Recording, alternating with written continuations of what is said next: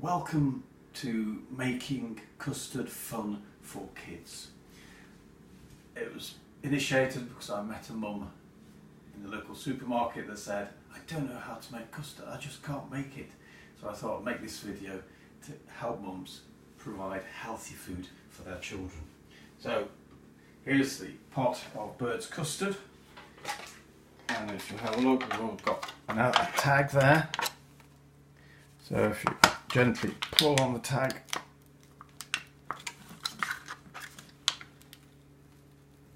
it should come away. You see, no powder spilt. So I like my custard sweet, so it's 2 heaped spoonfuls for every pint. I'm making 2 pints in one go because I find it can stand till tomorrow, just to make it extra sweet an extra half. And then 4, I like it thick, so I've used 4 heaped tablespoonfuls of custard powder. I found if you can press it down, and then you produce a furrow, a groove in it, not right through to the sugar. When you put the milk in, it bubbles nicely. So that's the bird custard powder, sugar. Third ingredient is milk. There's usually a line on the bottle that will say 2 pints, and we put some of the milk, a litre, put the heat on into, you can see the litre mark, into the saucepan there. That's almost a litre, and that leaves me 400 mils to go into the thing, into the mug. And this is the bubbling bit.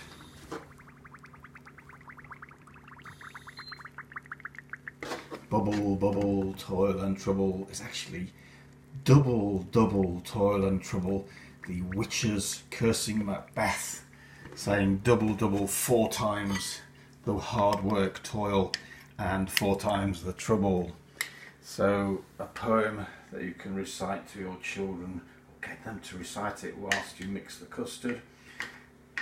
I then just lift the custard up, the lump, to break it up over the edge of the spoon.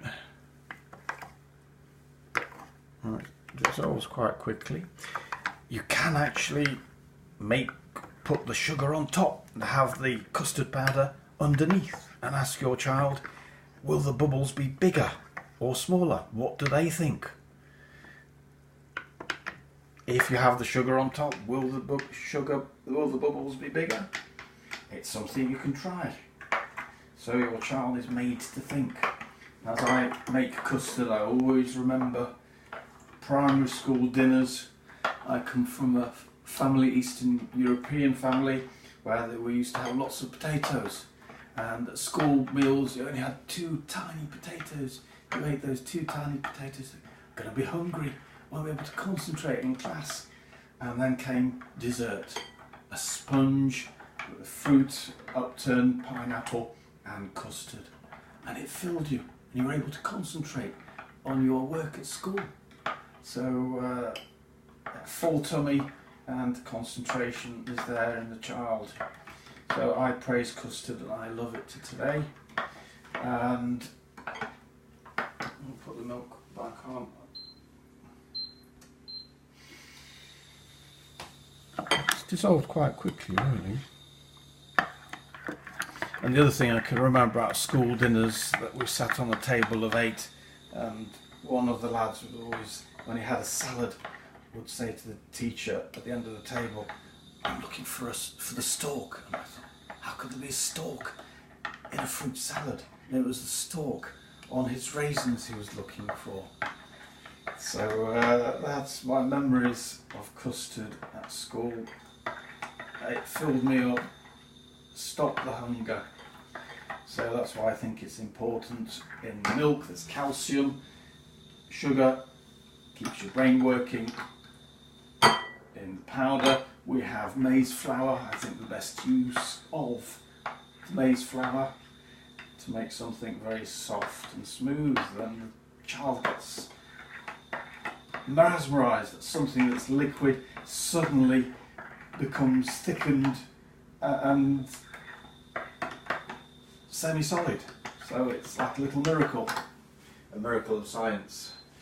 The other thing that you need is a wooden spoon that's flat at one end, so you can stir the milk. So when you pour the custard in, you don't get lumps because of the custard solidifying on the bottom of your saucepan, but it gives you a smooth custard. I've found that if I get the milk boiling and take it off the heat, if you've got a gas stove you'll need to take it off one ring onto another, and then as you add the mixture of your sugar, milk and custard powder, it will solidify, and as it solidifies, stir faster and faster. Even if you think, oh, I'm going to get lumps, the lumps seem to disappear. So now I'll just wait for the milk to boil, give it a stir.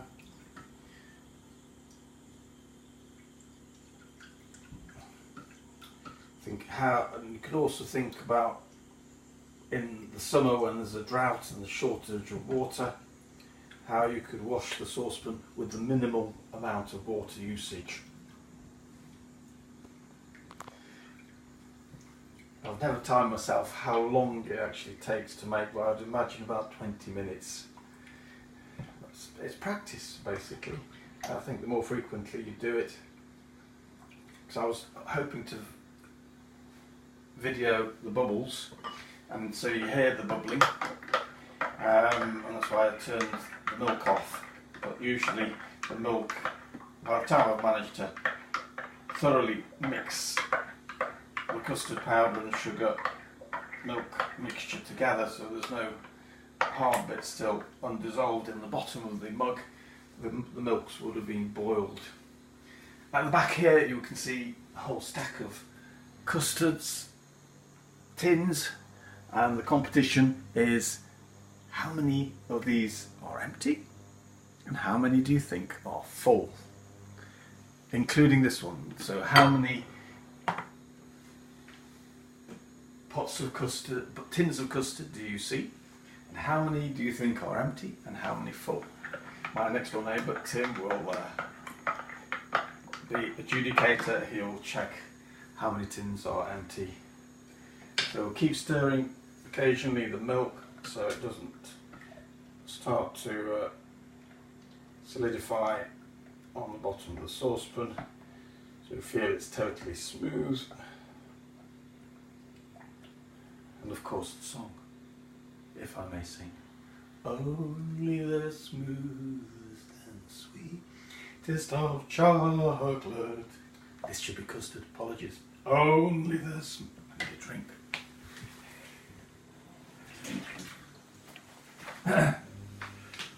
I got a frog in my throat, I can't believe it. Only the smoothest and sweetest of custard tastes like custard never tasted before.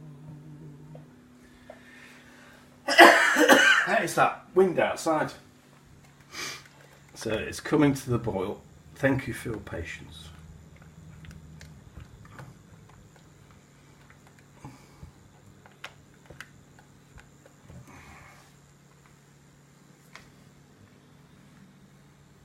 So we've got a spare spoon that we'll be cleaning the inside with quickly, and we've got a ladle to rest it on so it's all clean. I've got the two bowls ready. I pour it into two bowls and I find then they solidify, and I can keep one till tomorrow, and the narrow one I put in the fridge, takes less space, so that's why I have it, the narrow one in the fridge. So I've got custard made ready for today and for tomorrow. For an adult you should not have more than a pint of milk a day, because the calcium in the milk, if you're having more than a pint a day, can predispose you to kidney stones. So that's why I make 1 pint a day. Make the 2 pints and they last me for the 2 days, and I found that it stops the splitting of my fingers, my fingertips, because I love vinegar.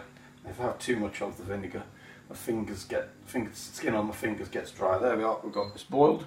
You can blow on it, keep stirring it.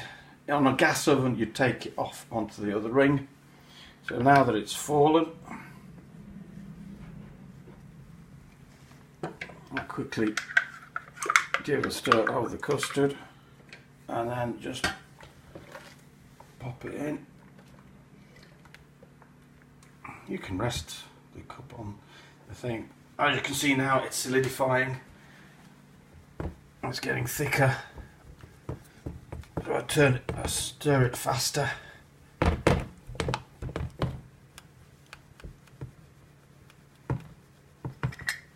most of the custard out. Mixture. There's no heat now. This is the residual heat has changed the protein in the milk. Protein. I suppose of the starch and protein in the milk together. Oh, I've got nice thick custard, smooth and sweet. Got the last drop in there, last drop of milk into the mug. Don't want to lose any precious, delicious custard, so I've cleaned every last bit out. Put that got the cloth here, I'll have this up. Clean. Now put the heat back up. I've neighbours of ours, they tend to just pour hot milk into the mixture and give it a whirl. I like to gently simmer it for 3 minutes, so then I'm sure that all the bacteria have been killed, even though the milk is pasteurised, and it will stand for 2 days without going sour. So much like a whisk, your egg whisk, I just do circular motions everywhere. And once it starts bubbling, you stand further away so it doesn't splatter onto your fingers. If it does splatter onto your fingers, then immediately remove it off your finger and stick your finger under the cold water. I found if I remove the hot custard off the finger, that's it, the burning goes away. So we're just now quickly stirring until it starts to boil.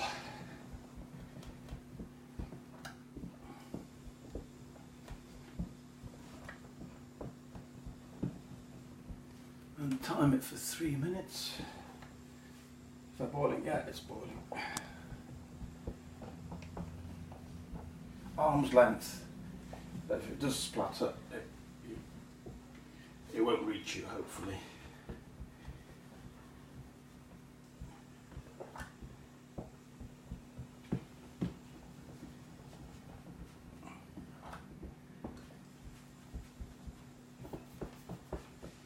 The secret is to stop it solidifying on the bottom of your saucepan. Otherwise, if you lift it then off the saucepan, it either burns on, or if you lift it, you'll have lumpy custard. But the lad in my primary school that searched for stalks in his salad, he loved lumpy custard. It was his favourite day if there was lumpy custard. It was his special custard. I assume everybody likes it. Other people like it smooth. Like myself, smooth and sweet. And you can imagine that on top of a Victoria sponge, underneath which there's a ring of pineapple. Absolutely delicious.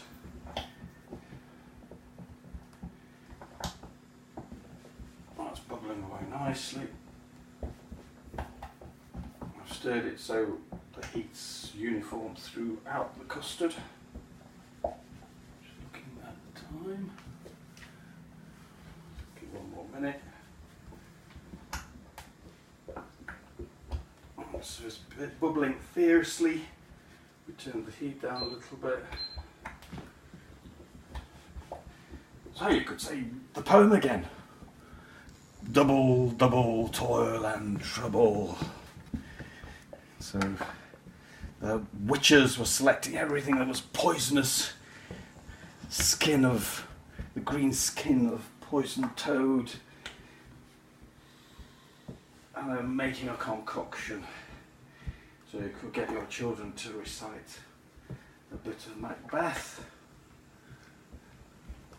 They like to stand on a stool and look and see what daddy or mummy is cooking.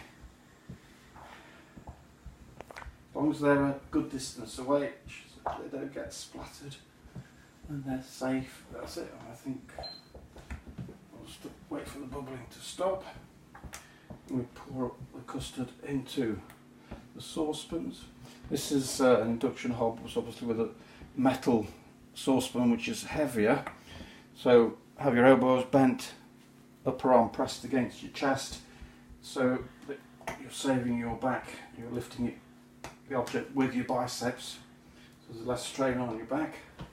So pour it in, keep your back vertical. That's one.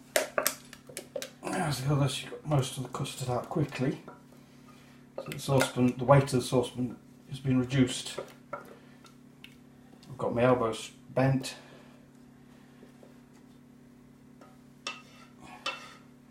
Hopefully I've done about 50-50 in each. The flat part of the spoon is good for removing what's left on the walls. I removed most off, cleared the base of the saucepan.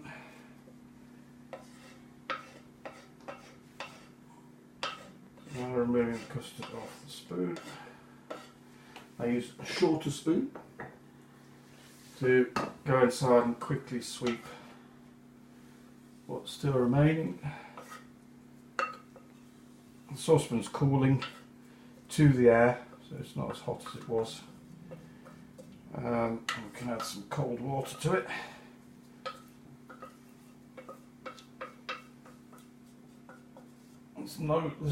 In a drought, there's no need to actually fill the whole saucepan with the cold water.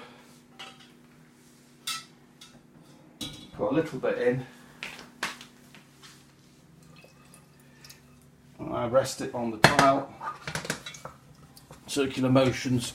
I lift the custard off the base of the saucepan. As you see, I can now touch the walls off of the saucepan.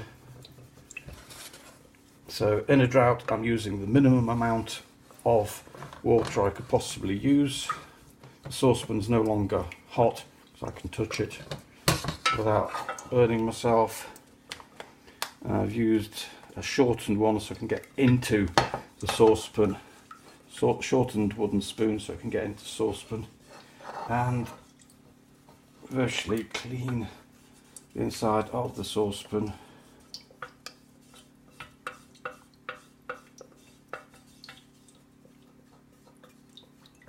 With minimal amount of water usage.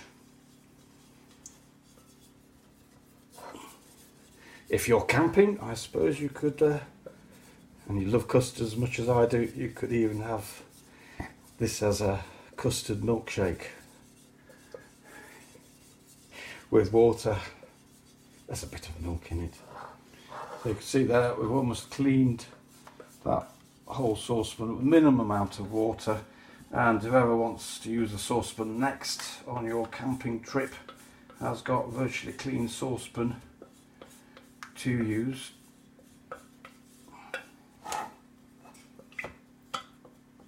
So I love wood, it doesn't scratch the saucepan.